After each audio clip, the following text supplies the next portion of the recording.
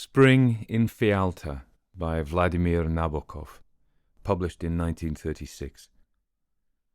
Spring in Fialta is cloudy and dull. Everything is damp. The piebald trunks of the plane trees, the juniper shrubs, the railings, the gravel. Far away, in a watery vista between the jagged edges of pale bluish houses, which have tottered up from their knees to climb the slope, a cypress indicating the way, the blurred Mount St. George is more than ever remote from its likeness on the picture postcards, which, since 1910, say, those straw hats, those youthful cabmen, have been courting the tourist from the sorry go-round of their prop amongst amethyst-toothed lumps of rock and the mantelpiece dreams of seashells. The air is windless and warm, with a faint tang of burning. The sea, its salt drowned in the solution of rain, is less glaucous than grey, with waves too sluggish to break into foam. It was on such a day in the early 30s that I found myself, all my senses wide open, on one of Fialta's steep little streets, taking in everything at once, that marine rococo on the stand, and the coral crucifixes in a shop window, and the dejected poster of a visiting circus, one corner of its drenched paper detached from the wall, and a yellow bit of unripe orange peel on the old slate-blue sidewalk, which retained here and there a fading memory of ancient mosaic design. I am fond of Fialta. I am fond of it because I feel in the hollow of those violaceous syllables the sweet dark dampness of the most rumpled of small flowers, and also because the alto-like name of a lovely Crimean town is echoed by its viola, and also because there is something in the very somnolence of its humid Lent that especially anoints one's soul. So I was happy to be there again, to trudge uphill in inverse direction to the rivulet of the gutter, hatless, my head wet, my skin already suffused with warmth, although I wore only a light mackintosh over my shirt. I had come on the Caparabella Express, which, with that reckless gusto peculiar to trains in mountainous country, had done its thundering best to collect throughout the night as many tunnels as possible. A day or two, just as long as a breathing spell in the midst of a business trip would allow me, was all I expected to stay. I had left my wife and children at home, and that was an island of happiness always present in the clear north of my being, always floating beside me, and even through me, I dare say, but yet keeping on the outside of me most of the time.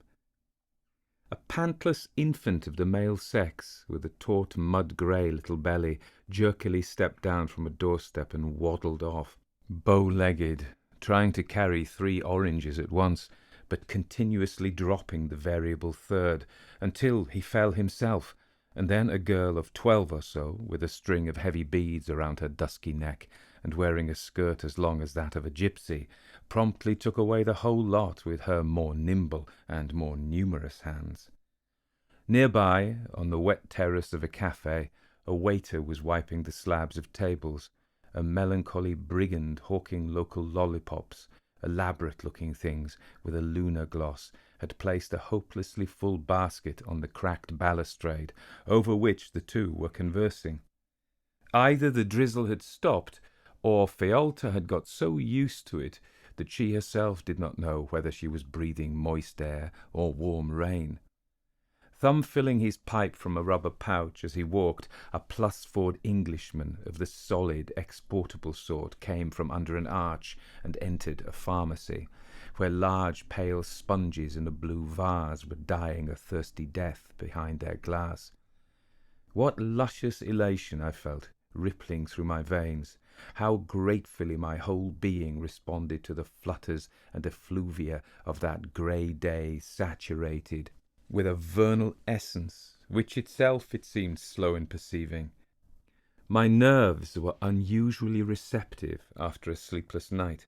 I assimilated everything, the whistling of a thrush in the almond trees beyond the chapel, the peace of the crumbling houses, the pulse of the distant sea panting in the mist, all this together with the jealous green of bottle glass bristling along the top of a wall, and the fast colours of a circus advertisement featuring a feathered Indian on a rearing horse in the act of lassoing a boldly endemic zebra, while some thoroughly fooled elephants sat brooding upon their star-spangled thrones. Presently, the same Englishman overtook me.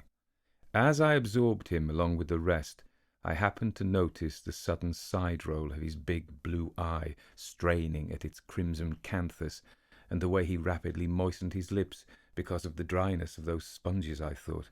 But then I followed the direction of his glance and saw Nina.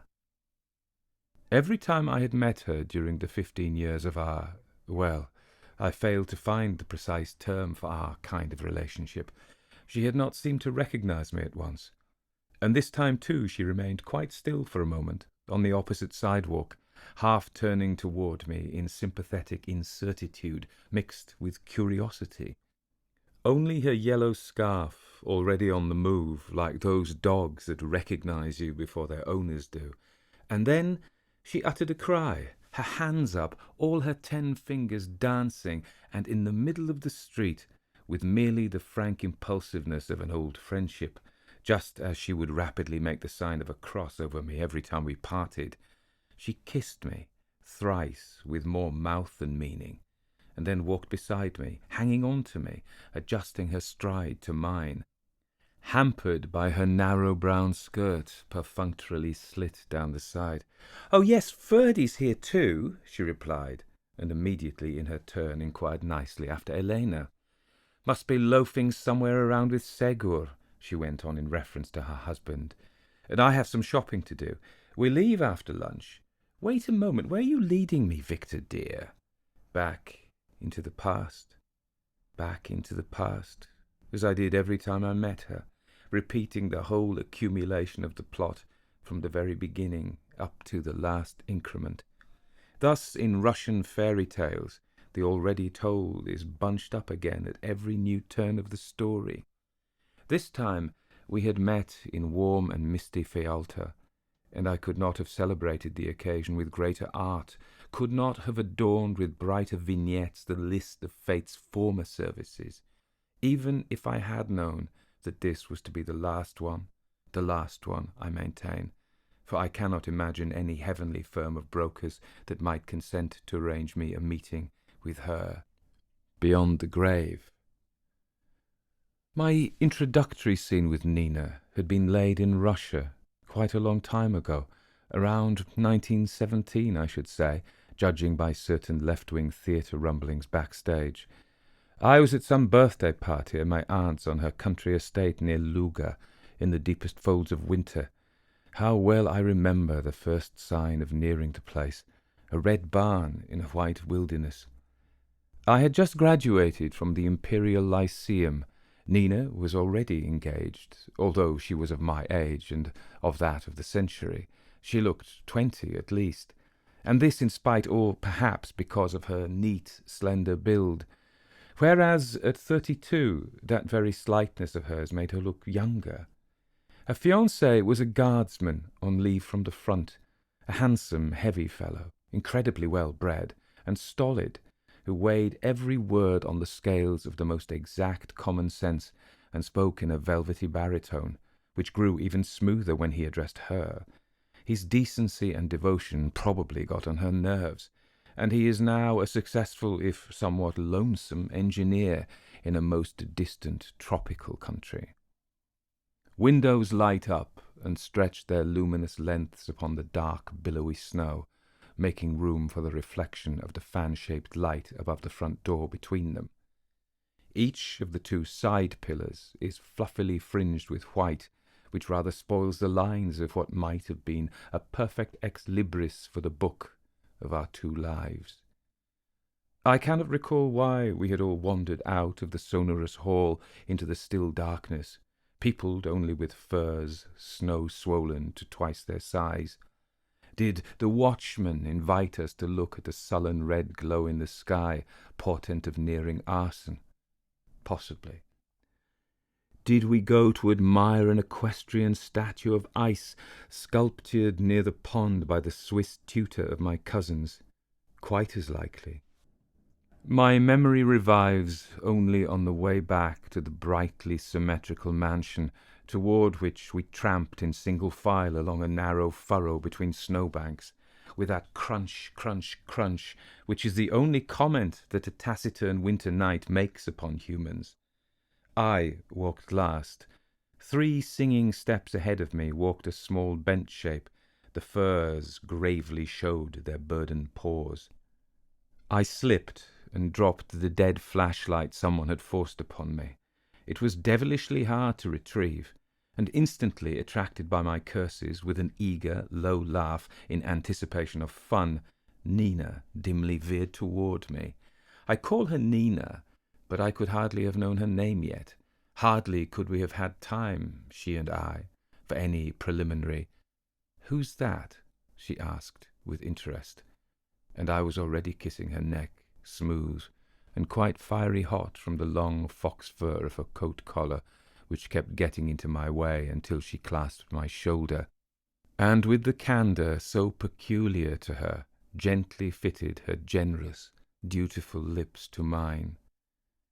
But suddenly parting us by its explosion of gaiety, the theme of a snowball fight started in the dark, and someone, fleeing, falling, crunching, laughing, and panting, climbed a drift, tried to run, and uttered a horrible groan.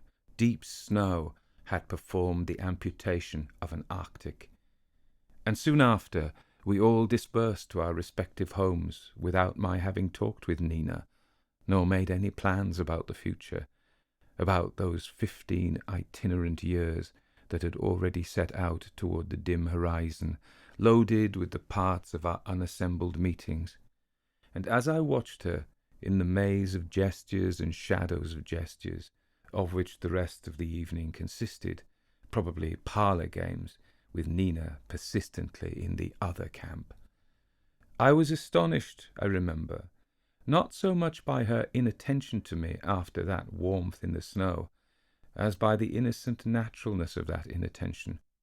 For I did not yet know that had I said a word, it would have changed at once into a wonderful sunburst of kindness, a cheerful, compassionate attitude with all possible cooperation, as if woman's love were spring water containing salubrious salts, which, at the least notice, she ever so willingly gave anyone to drink.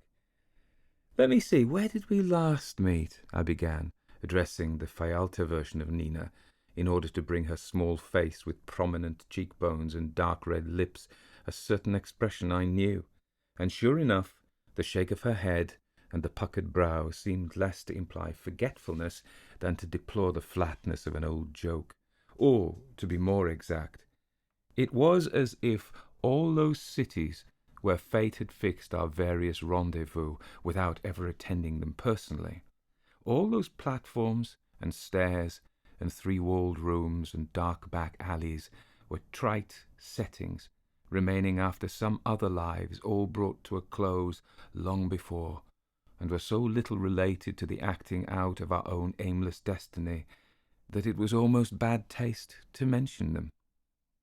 I accompanied her into a shop under the arcades. There, in the twilight, beyond a beaded curtain, she fingered some red leather purses stuffed with tissue paper, peering at the price tags, as if wishing to learn their museum names.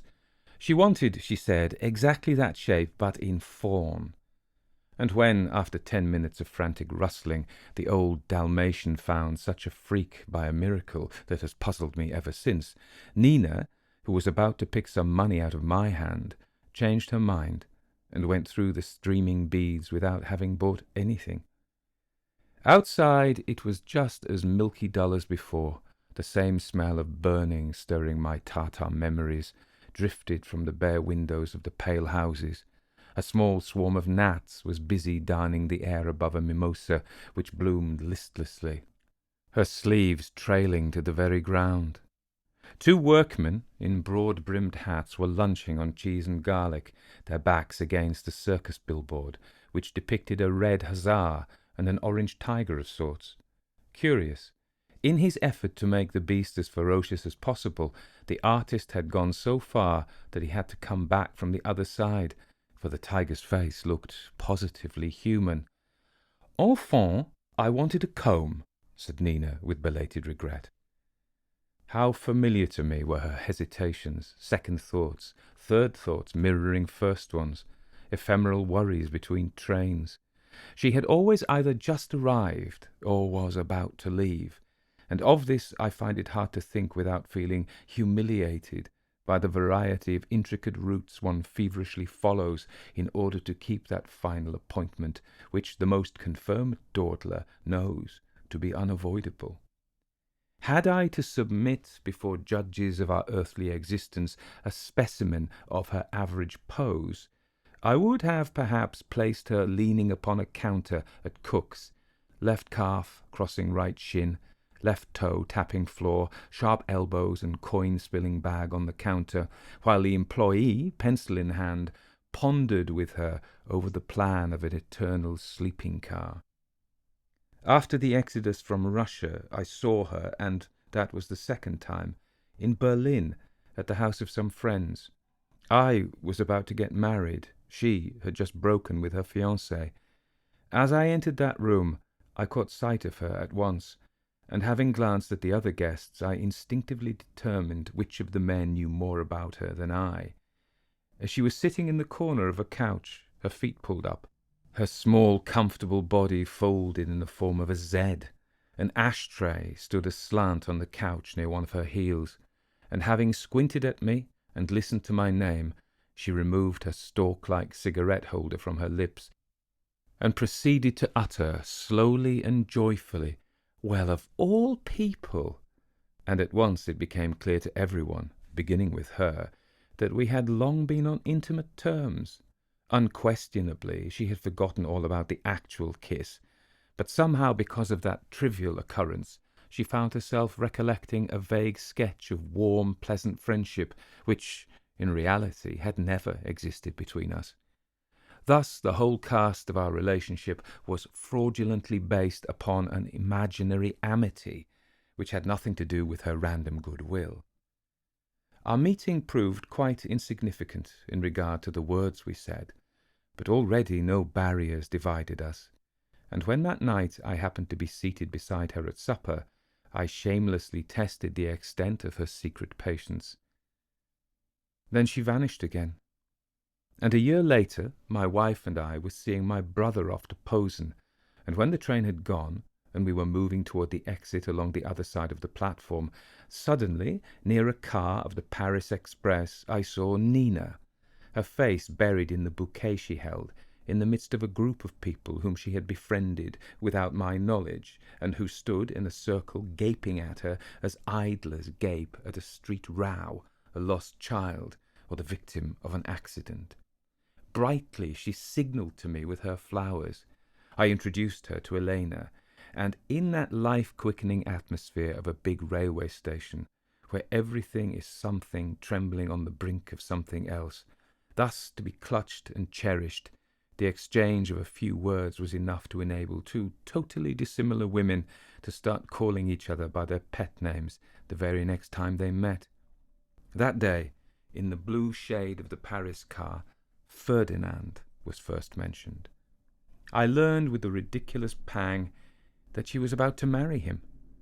Doors were beginning to slam. She quickly but piously kissed her friends, climbed into the vestibule, disappeared, and then I saw her, through the glass, settling herself in her compartment, having suddenly forgotten about us, or passed into another world, and we all, our hands in our pockets, seemed to be spying upon an utterly unsuspecting life moving in that aquarium dimness, until she grew aware of us and drummed on the window-pane, then raised her eyes, fumbling at the frame as if hanging a picture. But nothing happened. Some fellow passenger helped her, and she leaned out, audible and real, beaming with pleasure. One of us, keeping up with the stealthily gliding car, handed her a magazine and a Tauchnitz. She read English only when travelling.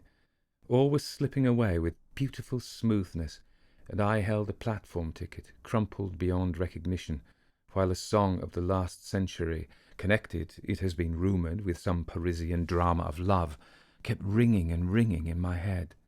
Having emerged, God knows why, from the music box of memory, a sobbing ballad which often used to be sung by an old maiden aunt of mine, with a face as yellow as Russian church wax, but whom nature had given such a powerful, ecstatically full voice that it seemed to swallow her up in the glory of a fiery cloud as soon as she would begin.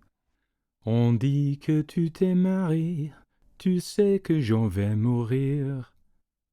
And that melody, the pain, the offence, the link between hymen and death evoked by the rhythm, and the voice itself of the dead singer, which accompanied the recollection as the sole owner of the song, gave me no rest for several hours after Nina's departure, and even later arose at increasing intervals, like the last flat little waves sent to the beach by a passing ship, lapping ever more infrequently and dreamily, or like the bronze agony of a vibrating belfry after the bell-ringer has already reseated himself in the cheerful circle of his family.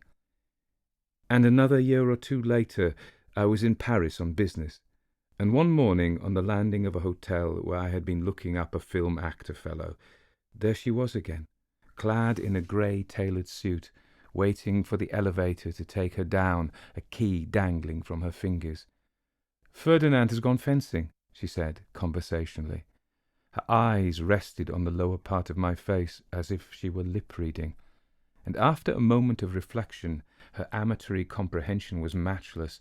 She turned, and rapidly swaying on slender ankles, led me along the sea-blue carpeted passage. A chair at the door of her room supported a tray with the remains of breakfast, a honey-stained knife, crumbs on the grey porcelain. But the room had already been done, and because of our sudden draught, a wave of muslin embroidered with white dahlias got sucked in, with a shudder and knock, between the responsive halves of the French window, and only when the door had been locked did they let go that curtain with something like a blissful sigh, and a little later I stepped out onto the diminutive cast-iron balcony beyond to inhale a combined smell of dry maple leaves and gasoline, the dregs of the hazy blue morning street.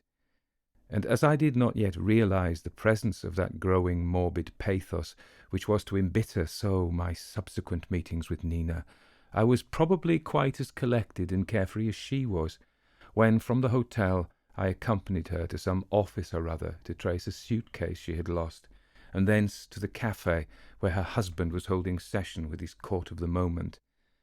I will not mention the name, and what bits of it I happen to give here appear in decorous disguise, of that man, that Franco-Hungarian writer. I would rather not dwell upon him at all, but I cannot help it. He is surging up from under my pen.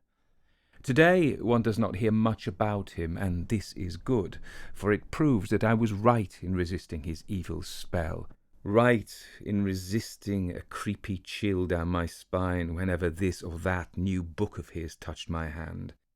The fame of his likes circulates briskly, but soon grows heavy and stale, and as for history, it will limit his life story to the dash between two dates. Lean and arrogant, with some poisonous pun ever ready to fork out and quiver at you, and with a strange look of expectancy in his dull brown veiled eyes, this false wag had, I dare say, an irresistible effect on small rodents. Having mastered the art of verbal invention to perfection, he particularly prided himself on being a weaver of words, a title he valued higher than that of a writer. Personally, I never could understand what was the good of thinking up books, of penning things that had not really happened in some way or other, and I remember once saying to him, as I braved the mockery of his encouraging nods, that were I a writer, I should allow only my heart to have imagination, and for the rest rely upon memory, that long-drawn sunset shadow of one's personal truth. I had known his books before I knew him. A faint disgust was already replacing the aesthetic pleasure which I had suffered his first novel to give me. At the beginning of his career, it had been possible perhaps to distinguish some human landscape, some old garden, some dream-familiar disposition of trees through the stained glass of his prodigious prose. But with every new book, the tints grew still more dense. The gueule et purpure still more ominous, and today one can no longer see anything at all through that blazoned, ghastly rich glass. And it seems that were one to break it, nothing but a perfectly black void would face one's shivering soul.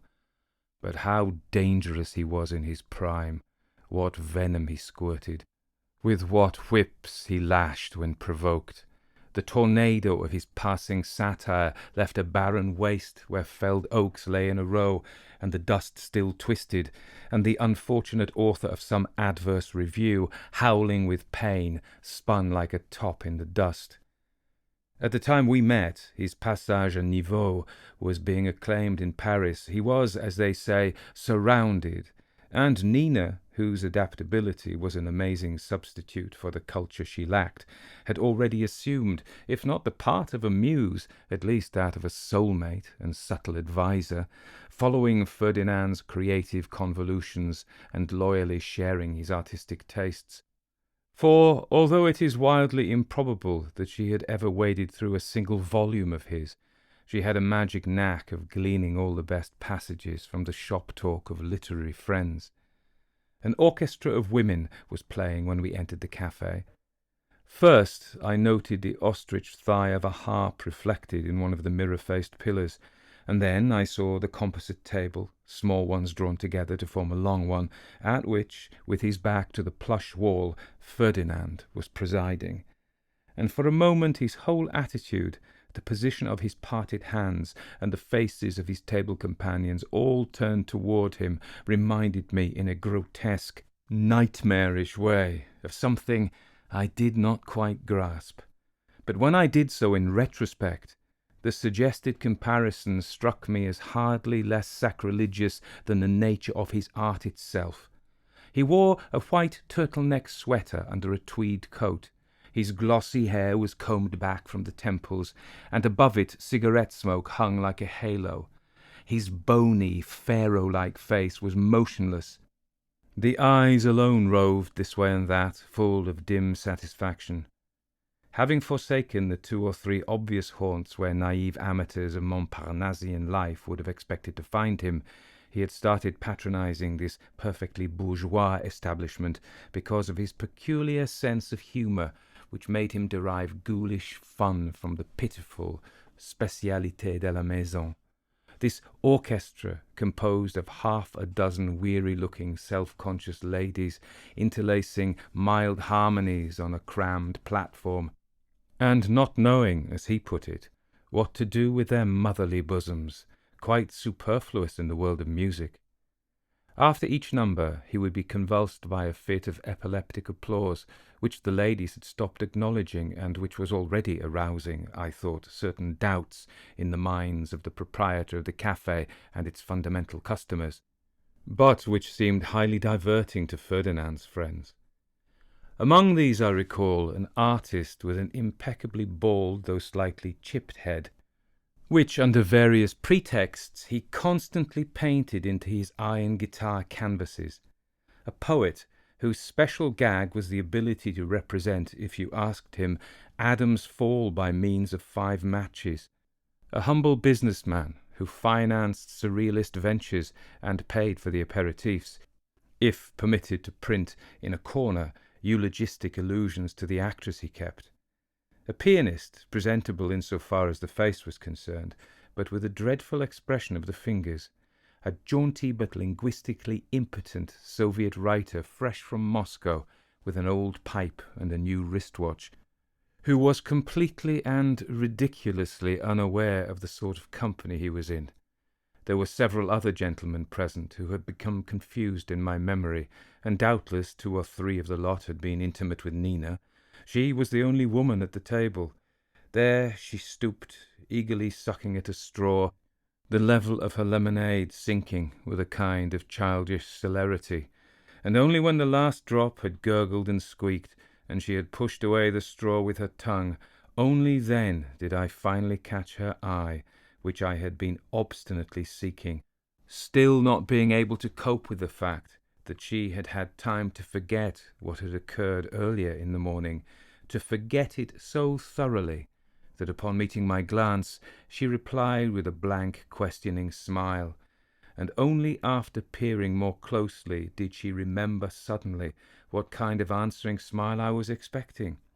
Meanwhile, Ferdinand, the ladies having temporarily left the platform after pushing away their instruments like so many pieces of furniture, was juicily drawing his cronies' attention to the figure of an elderly luncher in a far corner of the cafe, who had, as some Frenchmen have, for some reason or other, a little red ribbon or something on his coat lapel, and whose grey beard combined with his moustaches to form a cosy yellowish nest for his sloppily munching mouth. Somehow the trappings of old age always amused Ferdy. I did not stay long in Paris, but that week proved sufficient to engender between him and me that fake chumminess the imposing of which he had such a talent for. Subsequently, I even turned out to be of some use to him. My firm acquired the film rights of one of his more intelligible stories, and then he had a good time pestering me with telegrams. As the years passed, we found ourselves every now and then beaming at each other in some place, but I never felt at ease in his presence. And that day in Fialta, too, I experienced a familiar depression upon learning that he was on the prowl nearby. One thing, however, considerably cheered me up, the flop of his recent play. And here he was coming toward us, garbed in an absolutely waterproof coat with belt and pocket flaps, a camera across his shoulder, double rubber soles to his shoes, sucking with imperturbability that was meant to be funny a long stick of moonstone candy, that speciality of Fialta's. Beside him walked the dapper, doll-like Rosie Segur, a lover of art and a perfect fool. I never could discover for what purpose Ferdinand needed him, and I still hear Nina exclaiming with a moaning tenderness that did not commit her to anything, "Oh, he is such a darling, Segur." They approached. Ferdinand and I greeted each other lustily, trying to crowd into handshake and backslap as much fervour as possible, knowing by experience that actually that was all but pretending it was only a preface, and it always happened like that. After every separation we met to the accompaniment of strings being excitedly tuned, in a bustle of geniality, in the hubbub of sentiments taking their seats, but the ushers would close the doors, and after that no one was admitted. Segur complained to me about the weather, and at first I did not understand what he was talking about, even if the moist grey greenhouse essence of Fialta might be called weather. It was just as much outside of anything that could serve us as a topic of conversation as was, for instance, Nina's slender elbow, which I was holding between finger and thumb, or a bit of tinfoil someone had dropped, shining in the middle of the cobbled street in the distance. We four moved on, vague purchases still looming ahead. "God, what an Indian!" Ferdinand suddenly exclaimed with fierce relish, violently nudging me and pointing at a poster. Farther on, near a fountain, he gave his stick of candy to a native child, a swarthy girl with beads round her pretty neck. We stopped to wait for him. He crouched, saying something to her, addressing her sooty black lowered eyelashes, and then he caught up with us, grinning and making one of those remarks with which he loved to spice his speech. Then his attention was drawn by an unfortunate object exhibited in a souvenir shop, a dreadful marble imitation of Mount St. George, showing a black tunnel at its base, which turned out to be the mouth of an inkwell, and with a compartment for pens in the semblance of railroad tracks. Open-mouthed, quivering, all agog with sardonic triumph, he turned that dusty, cumbersome, and perfectly irresponsible thing in his hands, paid without bargaining, and with his mouth still open, came out carrying the monster. Like some autocrat who surrounds himself with hunchbacks and dwarfs, he would become attached to this or that hideous object. This infatuation might last from 5 minutes to several days, or even longer if the thing happened to be animate. Nina wistfully alluded to lunch, and seizing the opportunity when Ferdinand and Segur stopped at a post office, I hastened to lead her away. I still wonder what exactly she meant to me. That small dark woman of the narrow shoulders and lyrical limbs, to quote the expression of a mincing émigré poet, one of the few men who had sighed platonically after her. and still less do I understand what was the purpose of fate in bringing us constantly together. I did not see her for quite a long while after my sojourn in Paris, and then, one day, when I came home from my office, I found her having tea with my wife, and examining on her silk-hosed hand, with her wedding ring gleaming through, the texture of some stockings bought cheap in Tauzienstrasse. Once I was shown her photograph in a fashion magazine full of autumn leaves and gloves and windswept golf links. On a certain Christmas she sent me a picture postcard with snow and stars. On a Riviera beach she almost escaped my notice behind her dark glasses and terracotta tan. Another day, having dropped in on an ill-timed errand at the house of some strangers where a party was in progress, I saw her scarf and fur coat among alien scarecrows on a coat rack. In a bookshop, she nodded to me from a page of one of her husband's stories, a page referring to an episodic servant girl, but smuggling in Nina in spite of the author's intention. Her face, he wrote, was rather nature's snapshot than a meticulous portrait, so that when tried to imagine it, all he could visualize were fleeting glimpses of disconnected features, the downy outline of her pommette in the sun, the amber-tinted brown darkness of quick eyes, lips shaped into a friendly smile which was always ready to change into an ardent kiss. Again and again she hurriedly appeared in the margins of my life, without influencing in the least its basic text. One summer morning, Friday, because housemaids were thumping out carpets in the sun-dusted yard, my family was away in the country, and I was lolling and smoking in bed, when I heard the bell ring with tremendous violence. And there she was, in the hall, having burst in to leave, incidentally, a hairpin, and mainly a trunk illuminated with hotel labels, which a fortnight later was retrieved for her by a nice Austrian boy, who, according to intangible but sure symptoms, belonged to the same very cosmopolitan association of which I was a member. Occasionally, in the middle of a conversation, her name would be mentioned, and she would run down the steps of a chance sentence without turning her head. While travelling in the Pyrenees, I spent a week at the chateau belonging to people with whom she and Ferdinand happened to be staying, and I shall never forget my first night there. How I waited, how certain I was that without my having to tell her she would steal into my room. How she did not come, and the din thousands of crickets made in the delirious depth of the rocky garden dripping with moonlight, the mad bubbling brooks, and my struggle between blissful southern fatigue after a long day of hunting on the screes, and the wild thirst for her stealthy coming, low laugh, pink ankles above the swan's-down trimming of high-heeled slippers. But the night raved on, and she did not come. And when next day, in the course of a general ramble in the mountains, I told her of my waiting, she clasped her hands in dismay, and at once with rapid glances estimated whether the backs of the gesticulating Ferd and his friend had sufficiently receded. I remember talking to her on the telephone across half of Europe on her husband's business, and not recognizing at first her eager barking voice. And I remember once dreaming of her. I dreamt that my eldest girl had run in to tell me that the doorman was sorely in trouble, and when I had gone down to him, I saw, lying on a trunk, a roll of burlap under her head, pale-lipped and wrapped in a woolen kerchief, Nina, fast asleep, as miserable refugees sleep in God-forsaken railway stations. And regardless of what happened to me or to her in between, we never discussed anything, as we never thought of each other during the intervals in our destiny, so that when we met the pace of life altered at once, all its atoms were recombined, and we lived in another, lighter time medium, which was measured not by the lengthy separations, but by those few meetings, of which a short, supposedly frivolous life was thus artificially formed.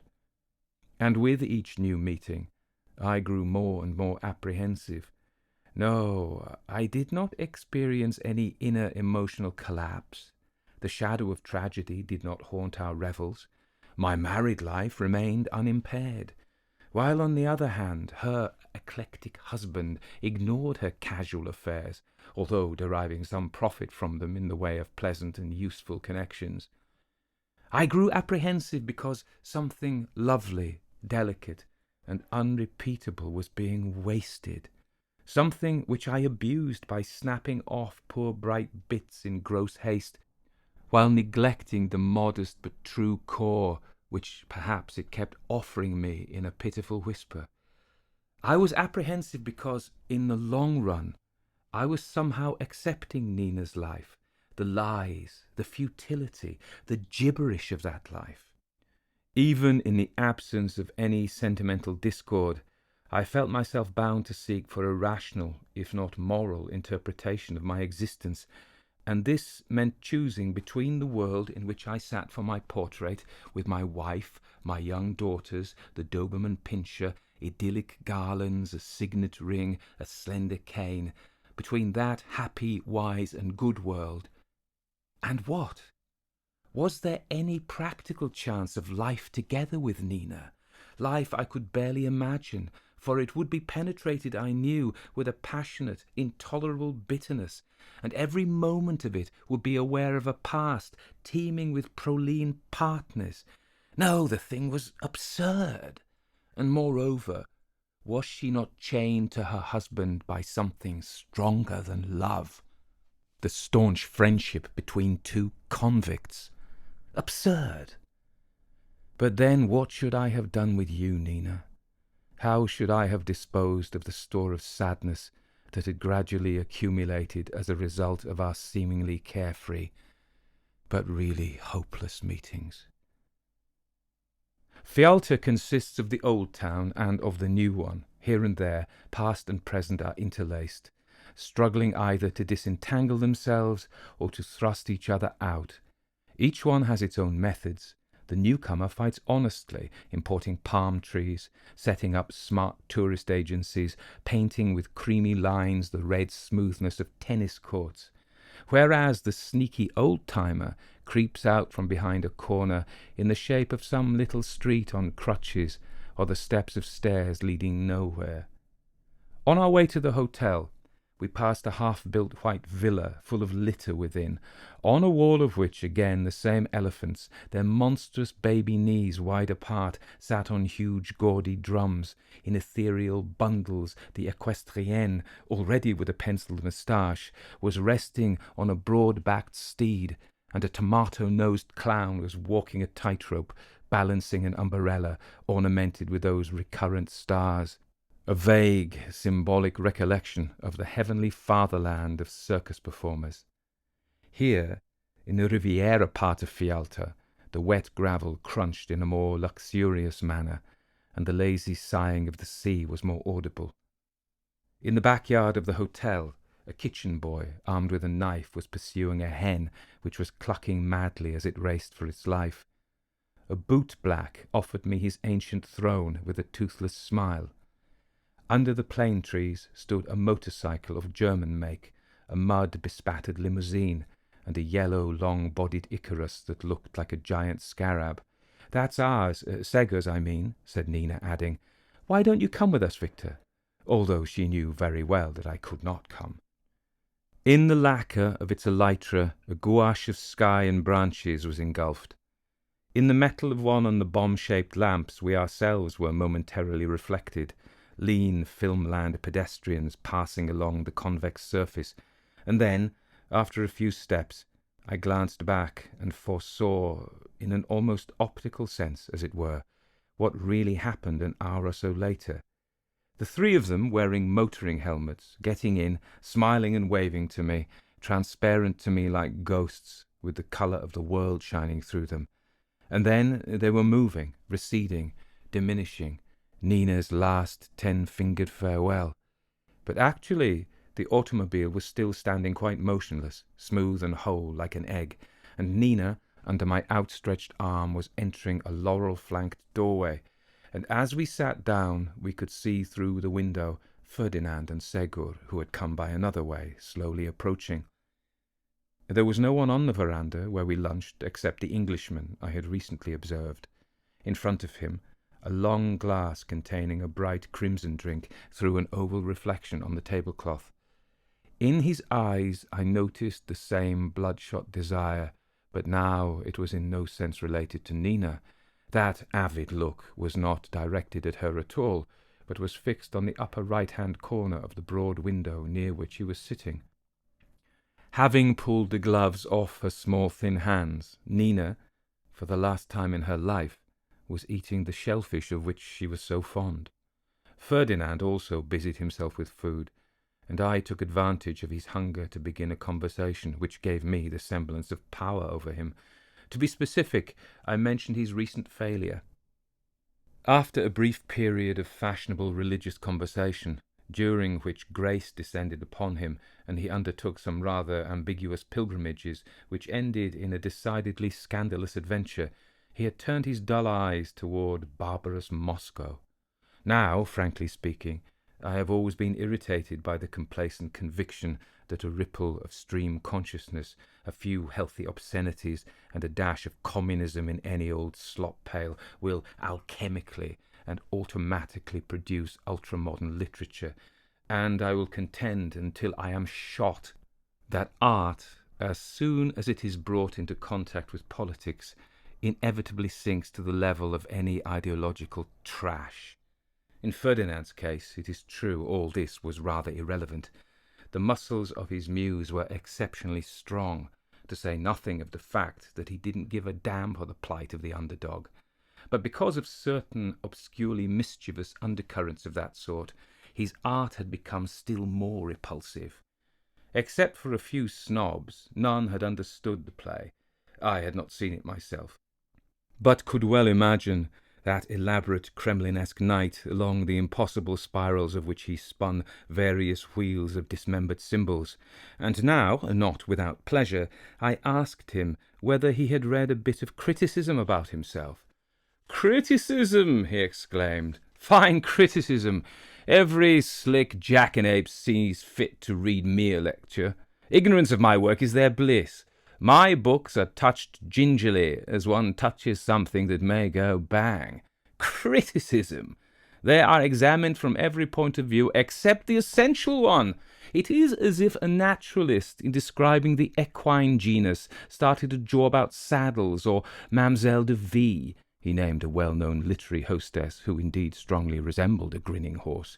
"I would like some of that pigeon's blood too," he continued in the same loud, ripping voice, addressing the waiter, who understood his desire only after he had looked in the direction of the long-nailed finger which unceremoniously pointed at the Englishman's glass.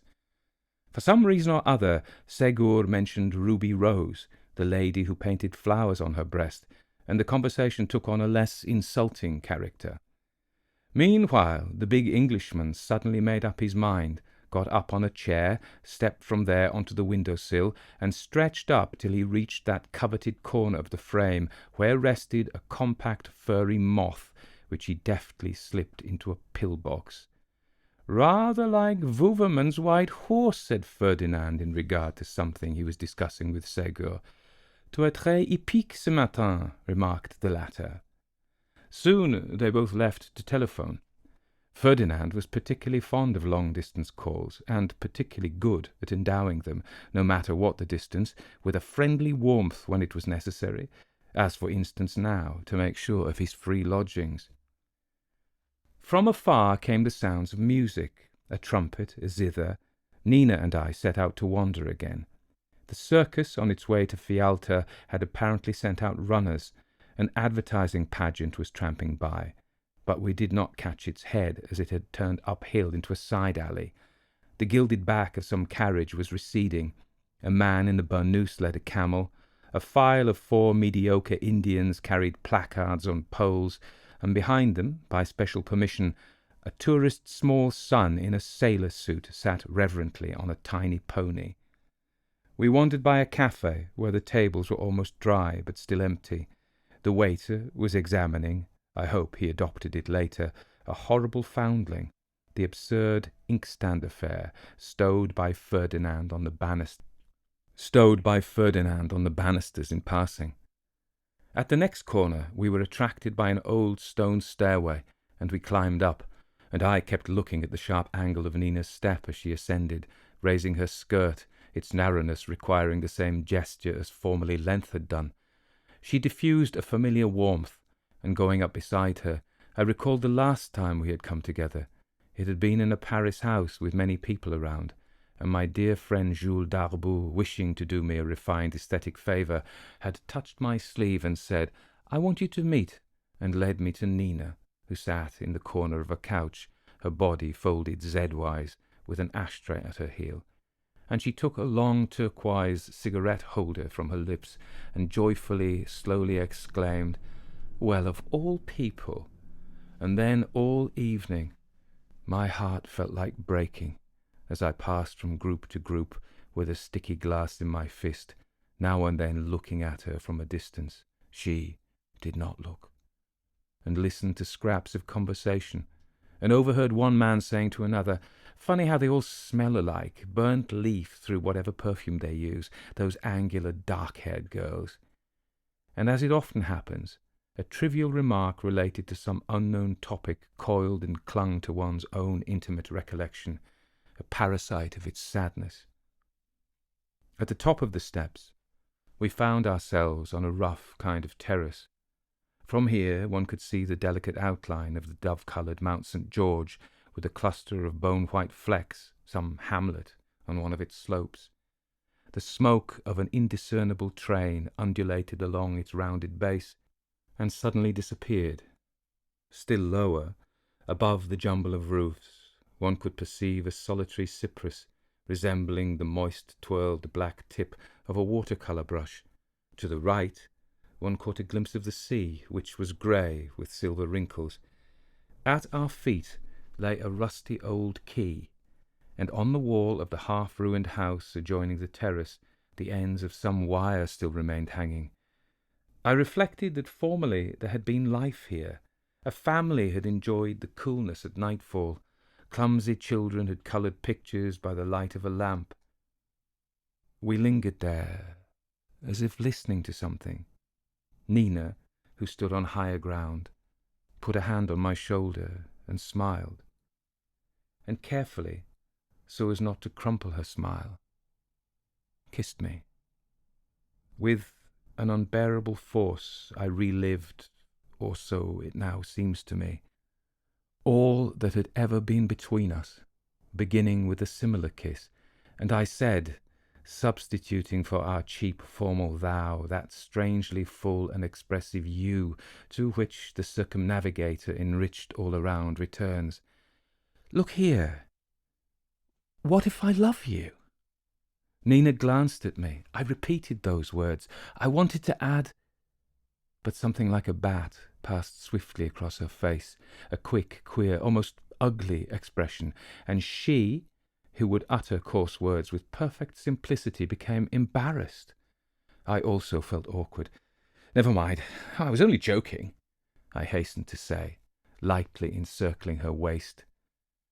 From somewhere a firm bouquet of small, dark, unselfishly smelling violets appeared in her hands, and before she returned to her husband and car, we stood for a little while longer by the stone parapet, and our romance was even more hopeless than it had ever been. But the stone was as warm as flesh, and suddenly I understood something I had been seeing without understanding. Why a piece of tinfoil had sparkled so on the pavement, why the gleam of a glass had trembled on a tablecloth, why the sea was a shimmer. Somehow, by imperceptible degrees, the white sky above Fialta had got saturated with sunshine, and now it was sun-pervaded throughout, and this brimming white radiance grew broader and broader, all dissolved in it, all vanished, all past. And I stood on the station platform of Milan with a freshly bought newspaper, which told me that the yellow car I had seen under the plane trees had suffered a crash beyond Fialta, having run at full speed into the truck of a travelling circus entering the town, a crash from which Ferdinand and his friend, those invulnerable rogues, those salamanders of fate, those basilisks of good fortune, had escaped with local and temporary injury to their scales, while Nina, in spite of her long-standing faithful imitation of them, had turned out, after all, to be mortal.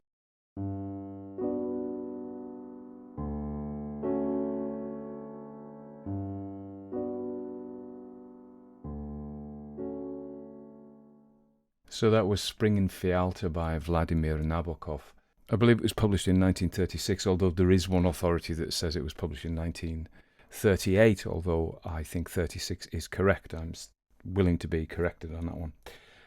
You may know from the other podcasts I do, the Classic Ghost Stories podcast, which was the first, and the Classic Detective Stories podcast, that the second part of the podcast is me giving my response to the story.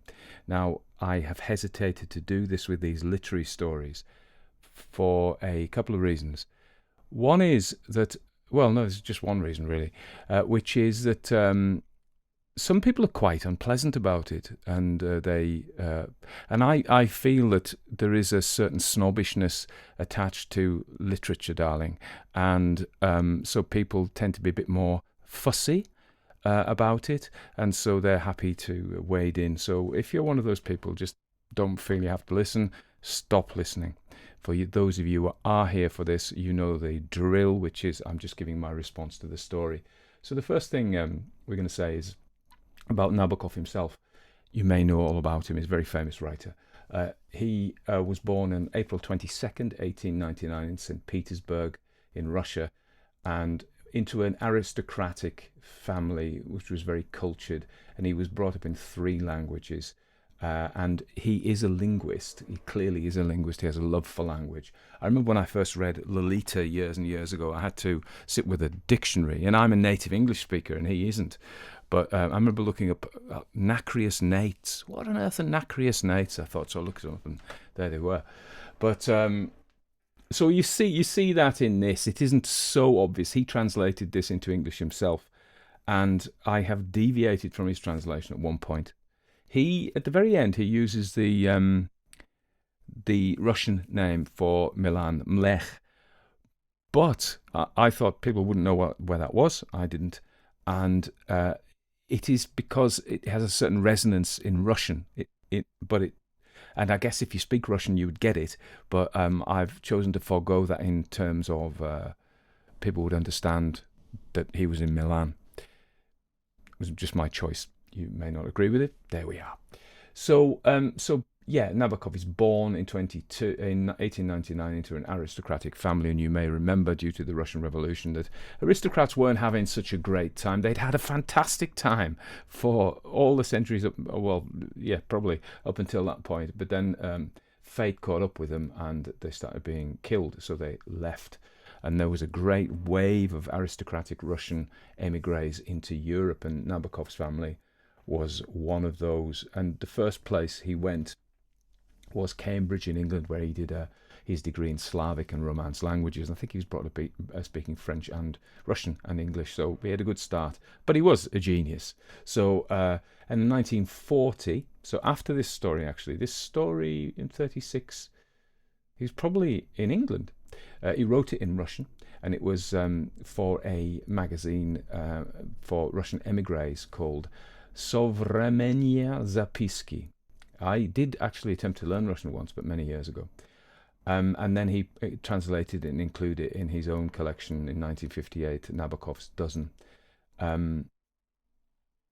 He was a genius. He particularly known for Lolita, 1955, and then Pale Fire, which is kind of autobiographical. I've never read Pale Fire, but I've read a couple of Nabokov short stories as well as Lolita. And so what do I want to say about it? I want to say something from my point of view as a narrator, which is his sentences are very long and they have multiple clauses, and you have to remember which bit of emotion goes with which clause. So you have to kind of deftly switch back your voice and voice the correct emotion. I may have failed to do that in some circumstances, but I was trying my best. And it compared with, I did a story by Edgar Wallace, who was very much a pulp writer or a popular writer. Technically a very good writer, and he was much easier. His language is much closer to, well, no, it's not closer to speech. It's plainer, so easy to narrate. So Nabokov goes in for these Proustian, convoluted William Faulkner, Proust, Henry James to an extent. Well, Henry James not to an extent. Henry James. Of them all, in terms of prose style, I prefer Nabokov. I like Faulkner though, but and I like Proust a lot, but. Yeah, he's very Proustian in that. I don't know what he would. I don't know. He will have said something about Marcel Proust at some point, but I don't know what Nabokov thought of him. I would imagine he would have liked him. So he also was interested in butterflies and moths, which was nice. With the Englishman with the moth. So at that time he may have been consorting with English moth fanatics, which was a big deal, So he has this guy who can't resist himself. He's looking with lust, not at Nina, but at the moth in the corner, and eventually goes and gets it. So let's talk about the story. I mean, he's because he's clever. He's funny as well. Intelligence and humor go together. So the story itself starts off in media res, doesn't it? Almost like the movie, which opens where the gang are busting out the bank. It's all happening, and then we spend a bit of time filling in. So we get so he meets Nina, and at the very beginning he foreshadows that this is the last time they're going to meet. So we already know, and it's not really ambiguous. She's going to die. So you may have thought that was a little bit heavy-handed. I thought that, but who am I to criticize the master? But I thought that it could have been a bit ambiguous there, and hinted it and not kind of made it so plain that she's going to die. But he has his her 10-fingered farewell is the last thing he sees of her, and you see that the two hands up, don't you? But so he does it, and he fills it in with these. So he's these disconnected. They're only connected in the fact that he and she come together, and they have this rapport which is against their normal lives. So in Victor's normal life, he works in the film industry, he's successful, he has a wife, 2 daughters, and a Doberman Pinscher. He's done well. He has a portrait painted of himself. He travels, and he's content with that life.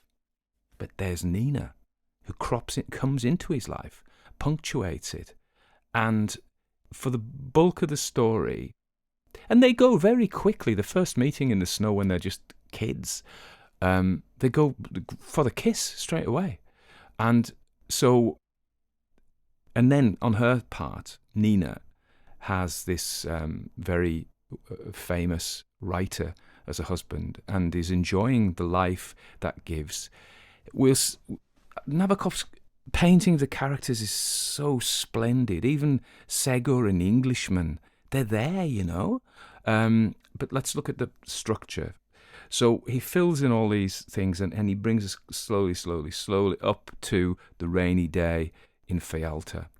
And all these intersections, and Nina's met his wife, and she's kind of just... And every time they meet, it's just rekindled.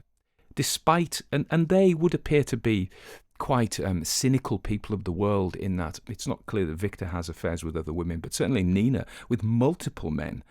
And I am dancing between the story structure and the characters, which is possibly inevitable.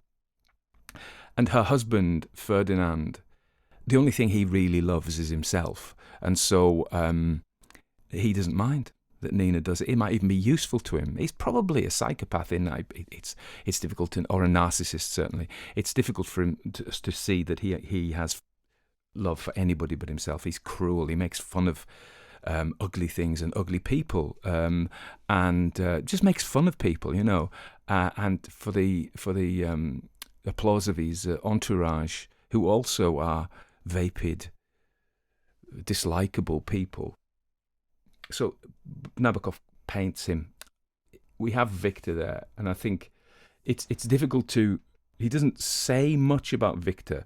He could have Victor if he wasn't a good writer. He could be saying things like, "Oh, I this and I that, and I'm this and I'm that," but he doesn't do that at all. So he has to paint Victor without painting Victor. show me Victor without showing me Victor, or tell me about Victor without telling me about Victor, which is more correct. So the thing I think about Victor is how Victor hates Ferdinand, hates him. Why does he hate him? And this is Nabokov's genius. So he doesn't say he hates him first. That would be too ordinary. That would be just too mediocre. But he shows that he hates him. He relishes his failures. He dislikes everything about him, And why does he? So the first level is because he's successful, right? Number one. So it's envy on Victor's part. Victor's not going to admit to the envy, but it's obvious to us. And Nabokov's greatness to me is how he tells without telling, and he's not specific, but we know that. And the second level of why he hates Ferdinand, which is even less accessible to him, Victor himself, and he's less willing, one feels, to acknowledge this, is because Ferdinand has Nina. Now, up until the very end, Victor's playing this part of, I don't care about her much, it's just a bit of fun.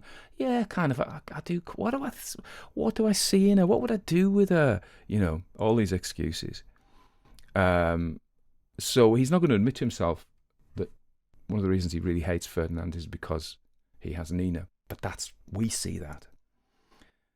And the third reason, because remember, this story is told after the event. So he already knows, and he's already told us he already knows that Nina is killed by this prig, this buffoon's driving, he calls him all names under the sun, doesn't he? And he hates him most because he killed Nina. So those are the three levels, I think. None of which is explicitly, unless I'm being too dense, is explicitly mentioned. But we see them. There's so many things that Victor doesn't know about himself. He doesn't know those three things. And only at the very end, he sees a couple of things at the very end on those steps. And the first is that he loves Nina. He can't admit this love because, for a couple of reasons. One is he's frightened, for all his confidence, he's frightened of being rebuffed by her. I was just joking when she doesn't immediately say, which he must have hoped for, I've always loved you too. Does she love him? That's another question. But that's, I think, what he was hoping for. And when she doesn't, I was just joking, So he's frightened to be authentic to himself.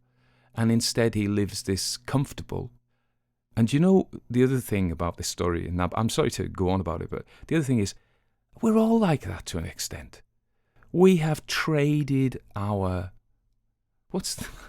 Passion for Glory. Who is that? That song. We've traded our passion for glory. And I always thought that's a stupid line. But he's traded in his love, true love, as they say in The Princess Bride, for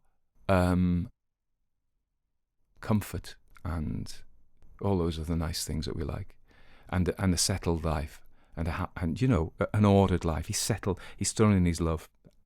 So yeah, he's denounced it. He's betrayed his love in some ways.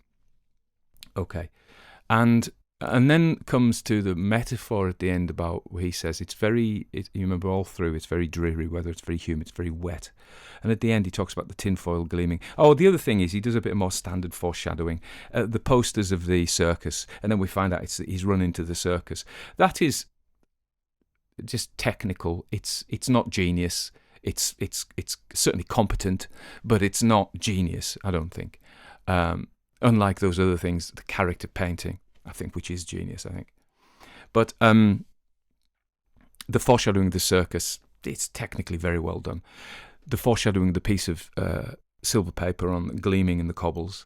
And then he uses this and he brings this, technically, we've already seen it. It's a bit of Chekhov, isn't it? You see the gun. You use the gun later on. So we see the silver paper and he brings it as this metaphor. So the metaphor is that his life is rainy Fialta that they put up with. The true sun is behind the clouds, but it has suffused everything so that all these things gleam with the sun. And that is him and Nina. His life is rainy Fialta, but his heart is the son of Nina. Let's talk about Nina. So I used to work. I remember at one point in my career, I was working in a psychiatric hospital, and it had lots of nurses in, and the nurses were both male and female, and heterosexual, male and female, and affairs were rife, and it struck me, as because I came into the career late, that it seemed they were playing it like it was a game, having affairs with each other, and not realising that you can't, I don't believe, you can't be intimate with somebody repeatedly without loving them in some sense, or giving some of yourself to them. And the quickness of the kiss in the first thing, and the quickness how they just fall into this easy rapport, is a sign to me of, their affinity for each other. So that is the sun. It suffuses his life. Now, if you read these studies, I've read a few analyses of this story, and they talk about things like this, blah blah blah, Nina. So I mentioned why I mentioned those nurses having affairs with each other. They have this smiling cynicism about, it's just a game. It's just like having a cup of tea, isn't it? And we can dilly-dally with each other, and it means nothing to anybody. We're just sophisticated. And how many times did that crash and burn that I saw? Lots. So I don't believe this is me. I'm a romantic, I think. No, I am. So I was talking about the analyses of the story that talk about all the various things. Nina is this, Nina is that. The truth of it is, they really loved each other, but they were unwilling to commit to an uncertain future, or the comfort of the familiar held them back in chains. They were certainly enjoying their lives. Nina had money, fame, travelling, as many men as she wanted, but that's a cynical surface. But her heart wasn't filled. Her heart was filled by Victor, but she, even less than him, couldn't admit it. This is what I think. And they were the love of each other's lives, and so that is why at the end, Victor his life is destroyed. Really, he'll go back to his wife and his children, and he will love them. He will love them, but in a different way. The romantic love of his life, the woman he was meant for, in a sense. And I'm not even sure I mean that. We talk about meant. I'm not even sure they were meant to, by whom. By who means them. So there's that question. But these two souls, I don't even want to say that, because I think we get into souls. Do I believe in souls? Yeah, I'm not sure. I'm not sure I don't. I'm not sure I do. But in this life, there was something special about their relationship, and they squandered it. And perhaps because they squandered it, it was snatched away from them. Literally for Nina, she lost her life, but also for Victor, in that he lost the love of his life. But as I said, he will go back to his wife and his children, and he will be happy, and he will grow into an old man, a content old man, and every now and again he'll think about her. No, not just every now and again, a lot. So there we are. Utterly splendid story. I hope you enjoyed it too.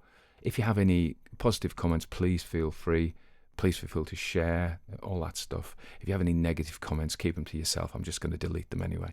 All right.